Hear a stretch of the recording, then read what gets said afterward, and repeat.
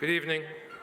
I have to say I've never seen myself on such a big screen in HD, so I'm going to put my glasses on to cover up some of the wrinkles I didn't know I had. First off, I want to thank Gretchen for hosting again, 2 years in a row. Trust me, we're not going to do a ton of thank yous because it'll take all night, but I do want to thank two individuals, Amy Balducci and Ryan Smith, who took it upon themselves this year to organize this event, and to all those on the Gala committee, thank you for quite an evening. And it does say something, because the two groups, TBDA and LRA, well, they didn't know each other that much, or that well, I should say, only a couple of months ago. But they came together to put together quite an event. And we're hoping with over 500 people here today, we're going to exceed what we raised last year. I'm sure many of you are wondering, one, why did I take on the assignment that I was given, and I'm humbled to have accepted it and honored to accept it, but it goes beyond that.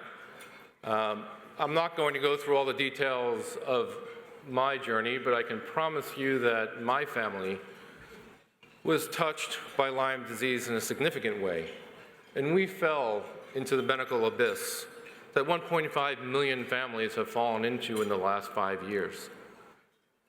That's 300,000 cases a year, which makes Lyme disease the fastest growing infectious disease in the United States. But let me tell you what that means. And one thing I did do, I forgot to thank my wife. So let me do that now.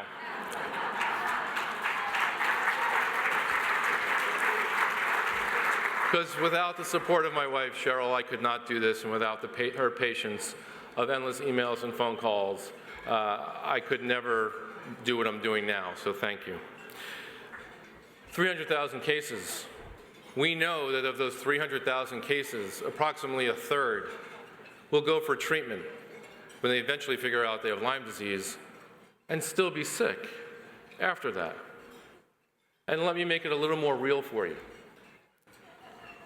Who's playing in the woods in the spring, in the tall grasses by the beach in the summer, and who's playing outside in the fall leaves? Children. Our children. Our children are affected by Lyme disease more than any other segment of the population. The child who is a super football player or dancer or ice skater who suddenly can't do it anymore because of constant pain. Or the straight-A student who suddenly, for no reason, is no longer a straight-A student. The anxiety is too great. The concentration is gone, the brain fog is there. Sometimes they're pulled out of school simply because the fatigue is so great, they can't get up in the morning and they can't perform in school. That's the reason why I'm here. I'm here because I don't want any family to go through what we went through. And we're dedicated at GLA to find the cure for Lyme disease. So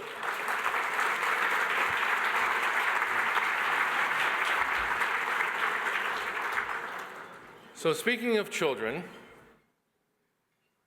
there were beautiful children being born in the 1800s, and 3 days later, their mothers were dying. It was an unbelievable drop or increase in the mortality rate, and a huge problem throughout Europe. One man in 1847 came forth and said, Ignaz Semmelweis, and said, I think I know why the mothers are dying. Because we're not washing our hands before we actually deliver the babies. He was labeled a heretic. He had no real proof behind it. It was a theory. He was thrown out of every medical profession in Europe. But 37 years later, Louis Pasteur discovered it was actually strep infection that was causing it, and Semmelweis was right.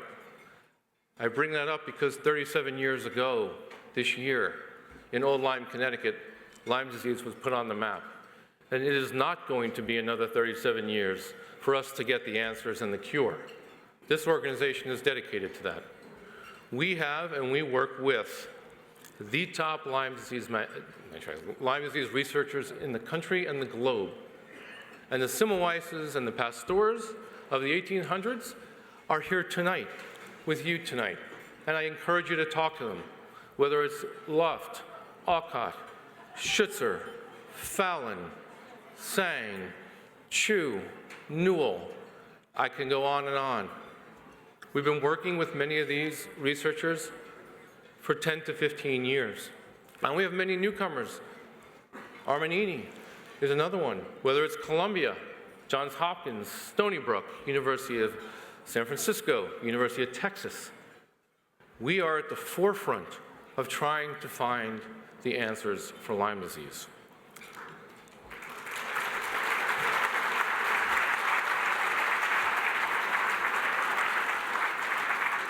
There's a reason when you look at the logo why we chose it. Quite democratic. We've got submissions from around the globe.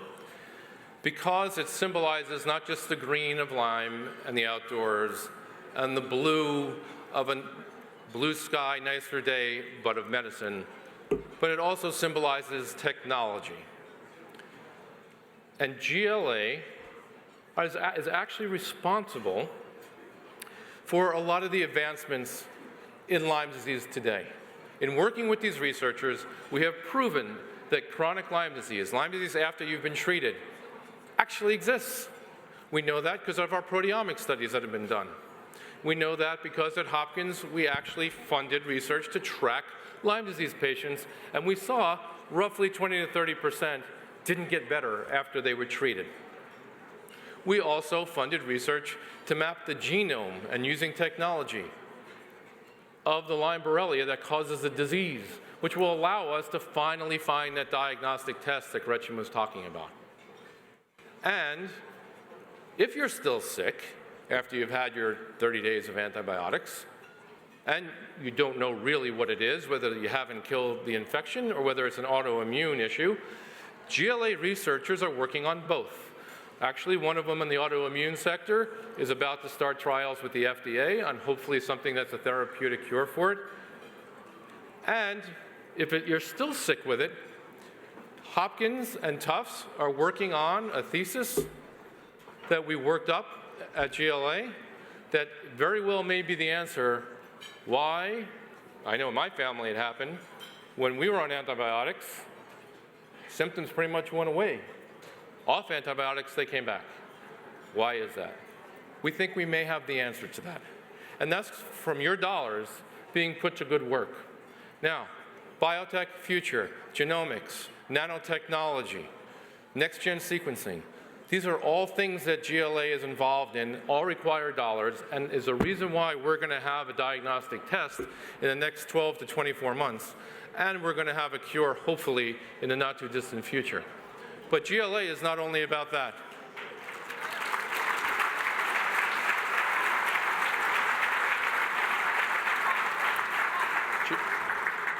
GLA is not only about that. GLA is going to harness the power of DBDA and their prowess in awareness and education. So when we have breakthroughs like I'm talking about, we're going to educate the medical community. And when we don't, we're going to educate the public on the dangers of Lyme disease and what they should do to prevent from ever getting it. And so that's what we're here, and that's why I'm here.